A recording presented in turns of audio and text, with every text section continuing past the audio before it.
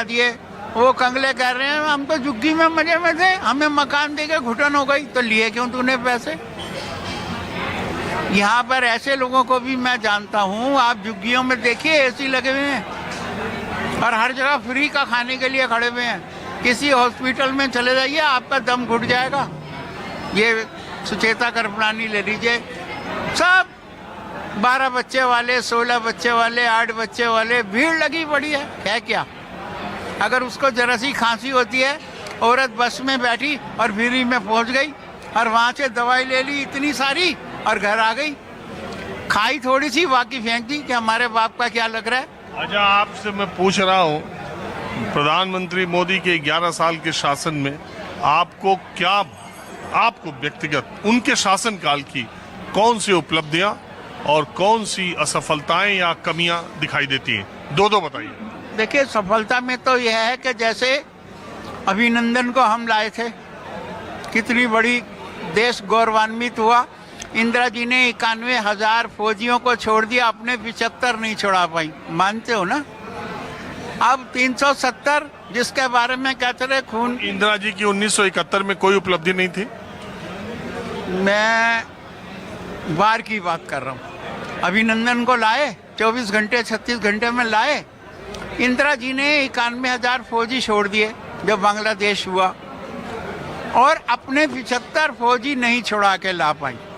दूसरा, मैं मान रहा हूं कि पाकिस्तान के 2 टुकड़े हुए, लेकिन उस वक्त वहां की मुक्ति वाहिनी हमारी आर्मी के साथ थी। हमारे जो वीर जवान थे उन्होंने मुक्ति वाहिनी के साथ मिलके, ठीक है, पाकिस्तान के 2 फाड़ हुए, पाकिस्तान का भी। हम आपसे अभी के 2 पूछ रहे हैं, आप 71। आपने बीच में इंदिरा को घुसेड़ दिया ना, इसलिए आपने मैंने नहीं कहा, आपने जब कहा। देखिए, एक तो अभिनंदन को लाए, देश गौरवान्वित हुआ। जहाँ तक 370 की बात है, कश्मीरन वो अपनी क्या, हम आपसे पूछ रहे हैं, फिर अगर आप हमारी बात समझ रहे हैं, मैं आपसे कह रहा हूं कि अगर इन 11 साल के शासनकाल की आप अपने व्यक्तिगत समीक्षा करते हैं तो उसमें कौन से 2 फैसले हैं जो आपको बहुत आकर्षित करते हैं, आप बहुत खुश होते हैं, और कौन से 2 चीजें ऐसी हैं जो आपको लगता है कि अभी 11 साल में रह गई, होना चाहिए था, उम्मीदें जो थी वो पूरी नहीं? मंगल ग्रह में हम पहुंच गए, मानते हैं ना। दूसरा, जो कश्मीर में 370 हटा, उस पर भी हम समझते हैं कि एक अच्छा कदम भारत सरकार ने उठाया, और 2 तो हो गई। अब तीसरा बोलिए, क्या बताऊं? 2 हो गई अच्छाई, मतलब उपलब्धियां, और 2 ऐसी चीजें जो लगता हो कि अभी पूरी होनी बाकी है, या जो उम्मीद थी वो अभी नहीं हुई। देखिए, जहाँ तक पर कैपिटा इनकम बढ़ने का सवाल है, पर कैपिटा इनकम सफ़ेद पोश की बढ़ती है, ऐसे व्यक्ति की नहीं बढ़ती जो शराबी हो, जुआरी हो। वो कहते हैं ना, पत्ते खेलो, पौवे पियो, पत्ते चाटो, पटरी पे पसर जाओ, वो तो खर्च कर देता है। हाँ, हमारे जैसे लोगों को जरूर कुछ समस्याएं भी आई हैं और कुछ गौरवान्वित भी हम हुए हैं। राम मंदिर का बनना, आज हमें लगने लगा है कि भाई मोदी की जो सोच है वो पूरे देश के लिए है। अब कोई कहते साहब ये हिंदुओं के लिए है, कोई मुसलमानों के लिए नहीं। अगर आप गौर करेंगे तो क्या मुसलमानों को 5 किलो गेहूं नहीं मिल रहा? बस। और आप साहब, आप भी राय रखिए, प्रेस क्लब यहाँ कॉफी होम में आपसे भी मुलाकात होती ही रहती। भाई, पहले तो मैं आपको बड़ा थैंक्स कहना चाहता हूँ। कल मैं आपका रसपुरा देख रहा था, जम्मू के पास वो जो चौक है, सतवारी चौक के राइट हैंड बिल्कुल साथ लगता हुआ एक गांव है, बिल्कुल बॉर्डर का गांव जो आपने दिखाया। मैं उस गांव में आज से 40-45 साल पहले जा चुका हूँ। बड़ा अच्छा प्रोग्राम था जम्मू का। आप पूछो, आप क्या पूछना चाहते हैं, मैं आपको सिलसिलेवार सारी बात बताऊंगा। बस 11 साल के प्रधानमंत्री नरेंद्र मोदी के प्रधानमंत्रित्व काल की उपलब्धियों के बारे में और कमियों के बारे में आप क्या देखिए। एक बात क्या है, मैं अपने एक बात आप बता दूं, समाज में ये काम भी इधर हुआ इन 11 सालों में, खास तौर पर कि समाज मोटे तौर पर विभक्त है 2 धड़ों में। बिल्कुल मानता हूँ, बिल्कुल।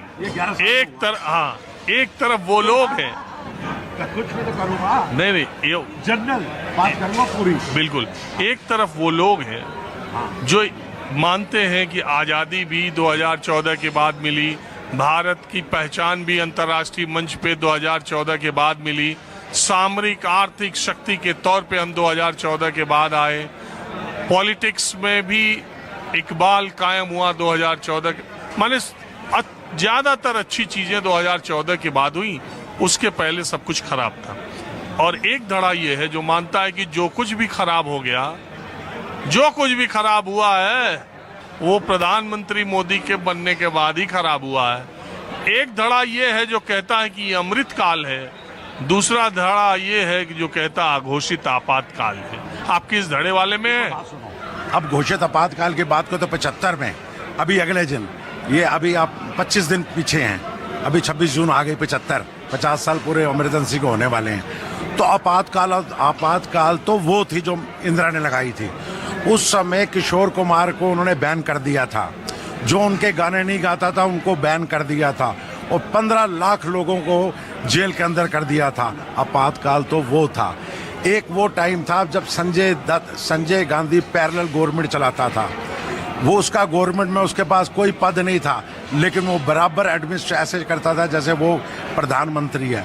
अब एक काल 2014 के बाद जिसको आप अमृतकाल कहते हो, आप कुछ भी कह लो, नाम तो नहीं मैं दूंगा खैर, लेकिन मेरे को लगता है इस काल के अंदर काफ़ी हद तक गवर्नेंस का मतलब लोगों को मालूम पड़ा है, ठीक है। और जो पॉलिटिकल आदमी काफ़ी अवेयर हुआ है, क्योंकि इस साल में क्या है कि सोशल मीडिया आ गया था, टेलीफोन आ गया था, दूसरा बाकी मोदी की उपलब्धियां अगर आपको बताई जाएं तो चाहे वो बैंकिंग सेक्टर हो, चाहे वो सड़क का सेक्टर हो। जब ये 370 का लोग बात करते हैं, 370, मुझे उससे 370 से कोई मतलब नहीं है, और मुझे लगता है कि हिंदुस्तान को 370 खत्म करने से कोई फायदा नहीं हुआ। 370 खत्म करने से फायदा तो हिंदुस्तान को तब था जब मैं, आप या कोई भी वहाँ जाकर रह सकते। अभी हम रह सकते नहीं हैं, अभी नाम है कि आप जा सकते हैं, आप रह सकते हैं, आप मकान बना सकते हैं, अब उसका कोई मतलब नहीं। आज ही हमारी स्थिति वही है जो 80 साल पहले थी। अब वो जितना मर्जी लिपा, तो अभी हमने जो लड़ाई लड़ी है वो जम्मू कश्मीर के लिए तो लड़ी है, वहाँ के आदमी हमारे 30 आदमियों को मार जाते हैं, और मोदी जी के 11 साल के काल के बाद ये उपलब्धि नहीं है मोदी जी की। आपने अच्छा युद्ध लड़ा, 3.5 दिन में पहली बार उनको जवाब दिया और उनको बिल्कुल बराबर कर दिया, उनको भीख मांगनी पड़ी आपसे सीज फायर करने के लिए, बड़ी अच्छी बात है। उसमें काफ़ी हद आपका रोल प्ले करता है, लेकिन मुझे ये समझ नहीं आता कि आप उन 28 लोगों को उनको बचाने के लिए सिक्योरिटी क्यों नहीं पहले दे सके, जब आपको मालूम है कि JNK पूरा सेंसिटिव एरिया है और कई सालों से है। इंटेलिजेंस का फेल्योर था, उतने हजार लोग जा रहे थे, आपको कुछ पता ही नहीं था, कोई सिक्योरिटी तो होनी चाहिए था। अरे सिक्योरिटी तो होनी चाहिए, जब हजारों लाखों आदमी टूरिस्ट जा रहा है, रेगुलर जा रहा है, पिछले 3-4 साल से पिक कर रहा है, आपकी रिपोर्ट कह रही है और हम भी सुन रहे हैं। क्या अभी 3 साल पहले भी एक बस पे मारा गया था जब वो अमरनाथ यात्रा पे गई थी। तो आपने ऐसे हजारों आदमी जो टूरिस्ट पहलगाम में घूम रहे थे उनको खुला कैसे छोड़ दिया? उनके ऊपर कोई प्रोटेक्टिव कवर क्यों नहीं था? खैर वो छोड़ो, लेकिन मोदी जी की काफ़ी उपलब्धि हैं। एक तो ये कहना कि आपातकाल है कांग्रेस की तरफ से बिल्कुल गलत है। कांग्रेस अपने आपातकाल को मत भूले, जो 50 साल जिसको पूरे हो गए हैं, जिसके अंदर जगमोहन जी क्या कर रहे थे, संजय गांधी क्या कर रहा था और दूसरे लोग क्या कर रहे थे। चलिए, हाँ, अब जरा मैं थोड़ा कुछ और लोगों से